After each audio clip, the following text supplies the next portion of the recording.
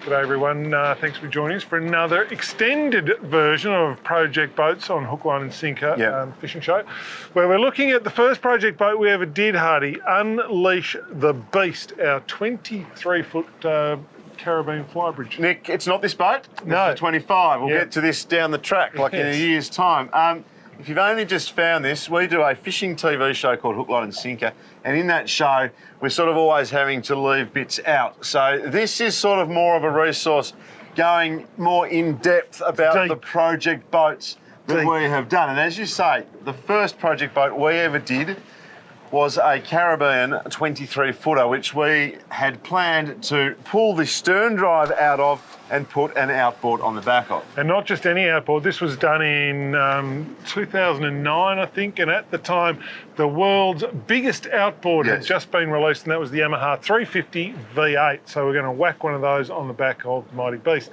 And as you say, there are previous episodes, and if you're just catching up, feel free to go and have a look at those. Yeah, probably don't jump in here, go back. But we're to the point now where we have to put something on the back of the Beast, on the transom of the Beast, so as to bolt on the world's biggest outboard engine. At the time, we didn't know what a risk this is. So adding a pod to a boat, we've learned in the last 10 years, I think is a massive risk, particularly, you know, if it's a custom thing, if it's a one-off thing, nobody really knows.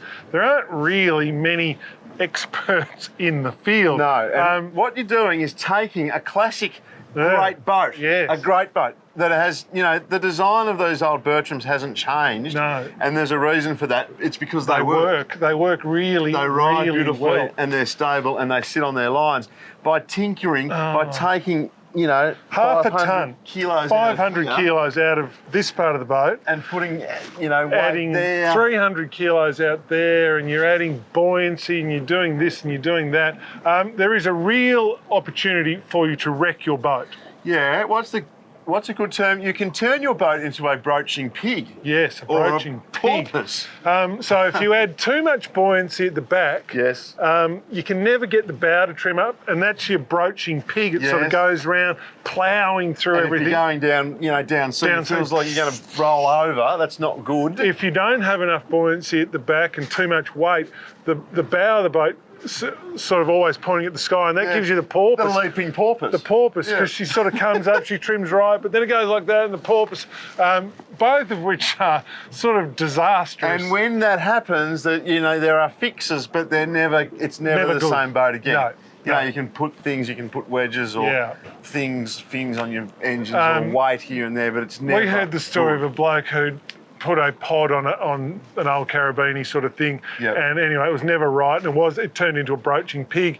And last story I heard about that boat was they were filling the pod up with plastic water bottles full of sand. Yes. You know, when you're filling plastic water bottles up full of sand, after probably having spent $20,000 as well, it hasn't gone well. No. But down the track in this sort of series, we'll get to pods done badly. But anyway, we decided with Beast that we would take some advice. I think that was a good decision. Very good decision. Yes. So we went to, I guess in Tasmania, small state that it is, probably the best known fiberglass company in the entire state, which is a joint called Penguin Composites. Yes. And they got some help from a naval architect, and kind of, it wasn't really half-arsed.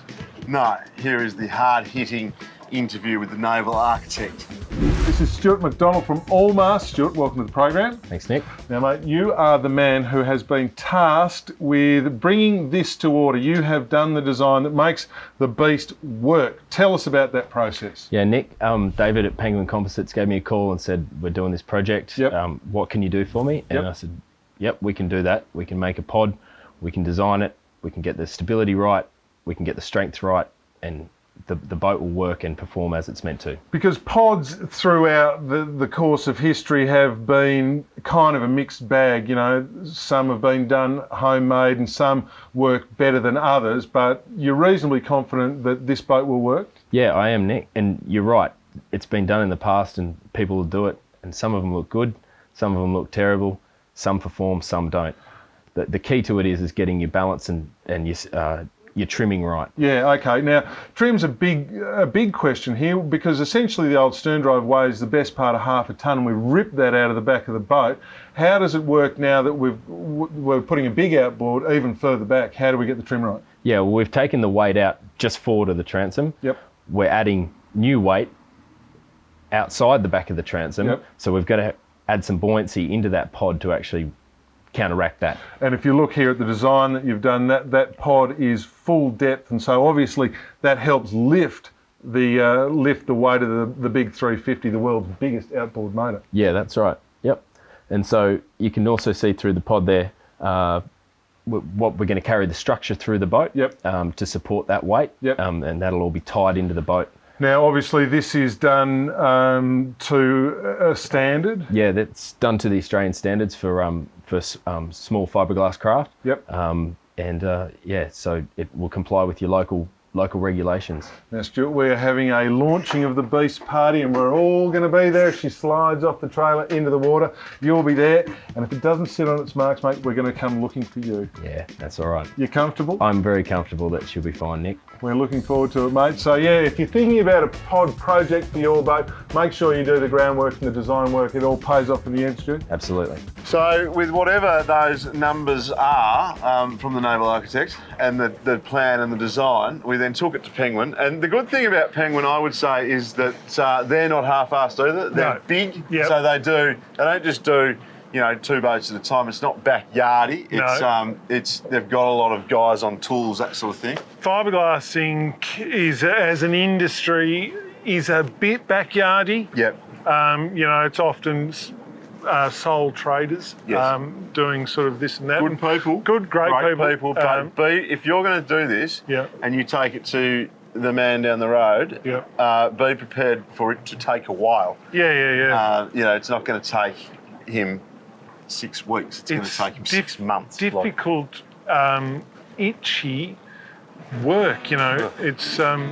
We'll get to that in the series down the track. People's dream jobs, but thankfully there are people who do it. Man of Glass is a good example. David Mercer at Penguin Composites.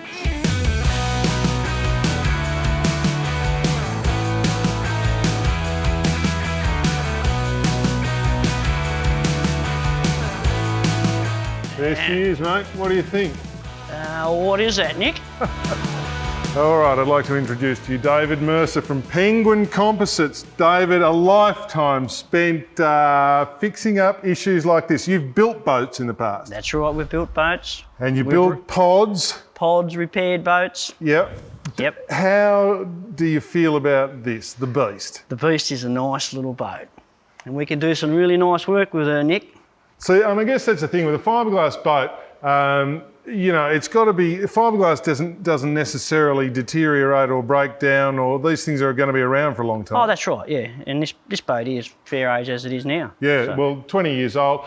Mate, tell us from sort of here where we're standing, where the big Yamaha will bolt on, what's the procedure? Well, what we need to do first up for you, Nick, is design a pod that's going to suit this and make it perform the way you would expect it to perform with an engine like that on it.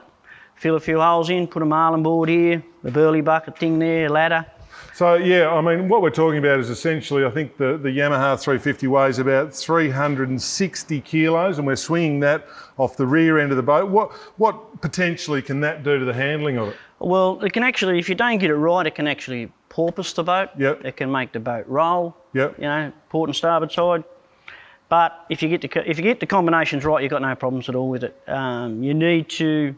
And remember that what we're actually building into the pod is a big bucket of buoyancy virtue at the end of the day. Yeah. So it does give more buoyancy around the back of the boat.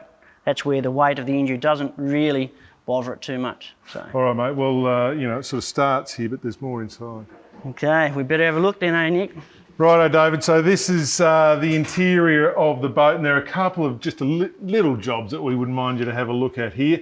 One of the problems with these old birdies is because they put the roof on them, they cut this big hole, and that means you can't get a whole heap of fuel in here. But by getting rid of the Merc Cruiser, we give ourselves a bit more capacity for fuel. Any chance you could do us a fuel tank? Yep.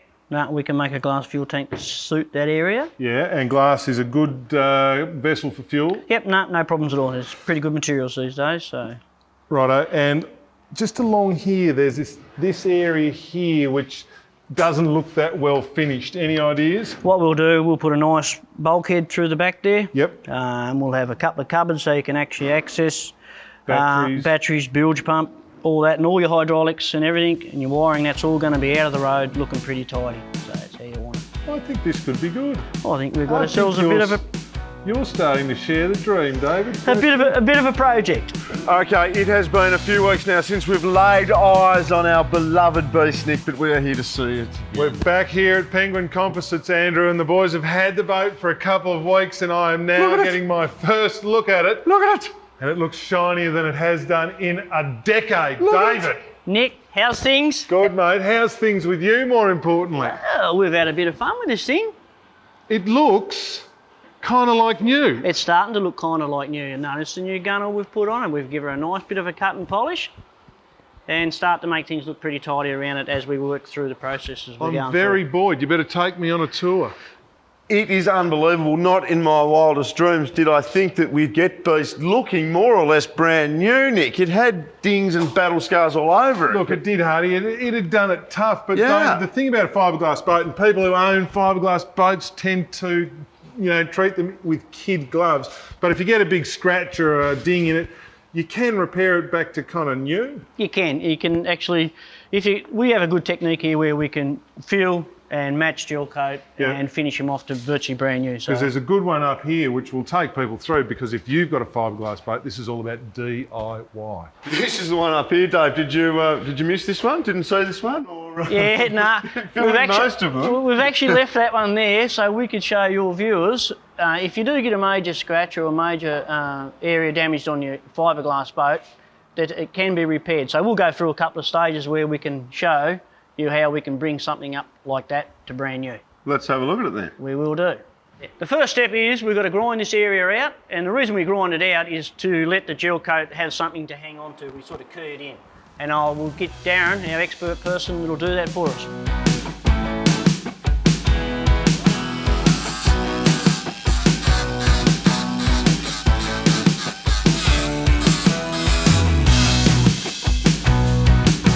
Next step is to put the putty in there so we can have something to fill sand back and to something to apply the gel coat to. So we'll whack that in there. Here's one we prepared earlier.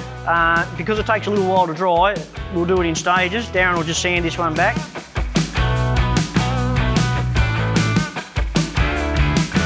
As you can see, this repair that Darren's done, it's not quite colour matched. A lot of people would just be happy with that and leave it at that, but what we tend to do is go one step further, and that's match the colour of the gel coat, and we spray it and then polish it. This is an area that was sprayed, and you can see it's a little bit duller. The next thing for us to do is to wet and dry that and polish it, and that'll bring it up like new.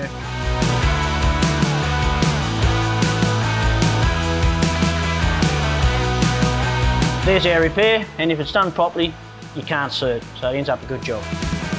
Inside is where we're going to spend all our time. Now let's take a tour of what you've done. Let's start down the back here. Down the back here, we've got we've put new fresh bulkheads in the back. We've given you nice drop-down easy cupboards to access anything in there, keep it tidy and clean. Yep. Your batteries and your bilge pumps and all, they're accessible in the back there as well. Now when we dropped it off to you, she had a thumping great big engine box just here that you couldn't sort of get around, but that's gone. And what's this, fuel? This is starting to become the fuel tank. Yep. Obviously we've got some baffles put in there to stop any petrol slosh, and that will have a lid on there and covered up very, very shortly. So it's going to have massive cockpit space, isn't it? That's it, all cockpit space.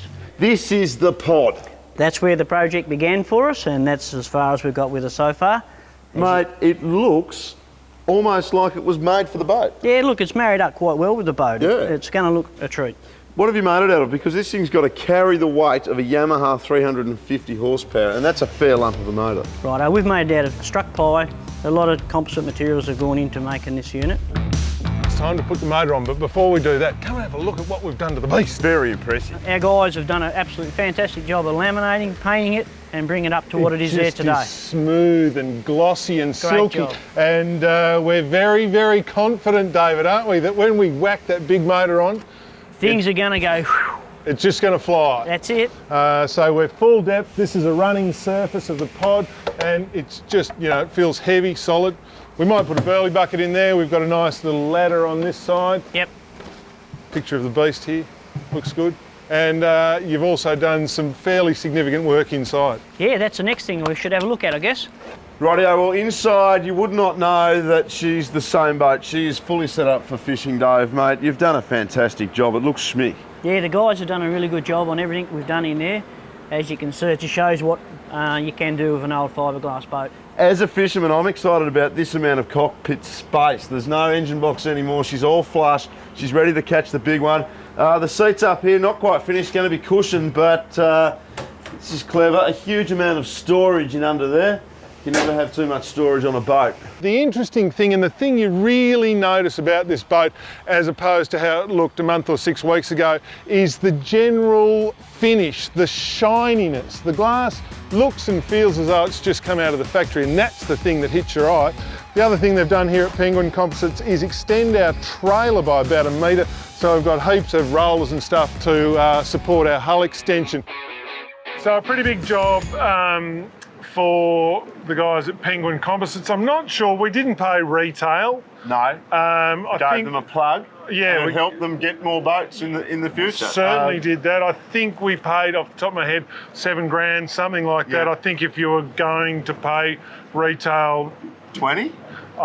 15, 20? 15, probably. They did all the inside and stuff as well. Yeah. The pod's probably 6 or 7. Yeah. 15. Nothing's cheap. Yep. No, nothing's cheap. And the fact, as I mentioned before, they actually did it quickly for us. Yes.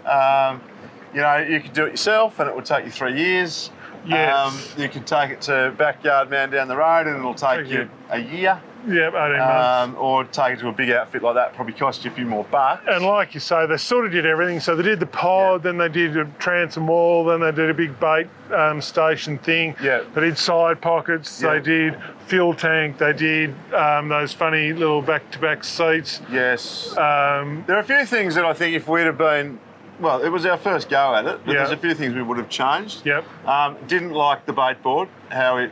was a bit, it had to go up. Yes. In order to open the live bait tank, and that was all a bit clunky, wasn't it? Yeah, didn't like the seats. They were sort of homemade and a bit uncomfortable. Yep. And the sort of under bits down here were just a bit flimsy, and I don't know, it was good. Yes. There were a few little bits that I thought could have been improved, perhaps. In fairness, I think we basically said go for your life. Absolutely. And if you're doing it yourself, you'd probably pay a bit more attention to some of those little details. Yeah. Look at them before you did it. Yeah, like those hatches, they were sort of made for it, or you could buy proper heavy-duty, good hatches. Yeah. But you got to sort of stop somewhere as well, because you can throw fortune at these things. It's like the seats. You could now put in those shock-absorbing seats if you wanted to spend 5 grand a seat. Or you can just fashion up some back-to-back seats, which gets the job done. Probably the crowning glory of it all, in reality, was the pod. Yeah. So it was a nice, really heavy-duty fiberglass pod, as you saw with the Naval guy. You know, it was tied into the stringers of the boat, so you know, proper from that perspective. Obviously, as we've mentioned, there are pods and there are pods. Some are not proper. No, it felt solid as soon as we sort of laid eyes on it and, you know, you tapped it. It felt like a big, heavy thing that it was going to work. So, look, all in all, when we took it away from Penguin Composites, we were excited. It did come up an absolute treat. So this one's had its top sides painted because it was so bad, but that one, that hull was actually polished. I reckon it's worth looking at. You know, if you're going to buy an older boat, you know, just have a look to see whether you can bring up the original glass. You know, original gel coat will come back to some extent. You know, it gets to a point and then it's gone. But, you know, if you can bring it back, it makes a huge difference to the way they look, I reckon. That boat came up amazingly came up well. And as we demonstrated in that little clip as well, you know, don't be scared of scratches and whatever else, because you can fix them if you've got time and expertise. Yes, you can fix them. It is a skill, don't worry about that. But the more times you have a crack at fixing them, the better you get. You done any fixes? Fixes. We'll get to that later. No, look, we were happy. We pulled it away. You mentioned that we reset the trailer a little bit. Yes. I can't remember why we did that. Was there too much weight? It was a bit odd, but trailers, you know, like whenever you do a project like that, particularly if you take a stern drive out and then put a podded outboard on, you know, you're moving, all of a sudden there's more off the back of the trailer that's not supported. So I think that's what we did, added something to support the pod. You also change how the trailer behaves when you're towing. You know, because now you've taken a bit of weight off the drawbar, so that's how you're going to sway your trailer if there's not enough weight on the drawbar. So, and most of the trailers we've had, we've learnt to hate, but most of them have been able to be adjusted. Just that, it's not much. It's a bee's dick, you know. It's you can move the axles or whatever. Yeah, so you can move it whichever way you want. Move the axles back, which then puts a bit more weight on the drawbar. Anyway, so next time, if you're enjoying this, please join us next time. Yes. If you remember to hit the subscribe button, which means our videos will pop up when there's a new one up. Next time, put the engine on. We stick the engine on it. Yep, it was an exciting day for us 11 years ago, and still an exciting day because we got our very own 350 Yami V8 engine. The fastest 23-foot flybridge cruiser on Earth. So that's a big day.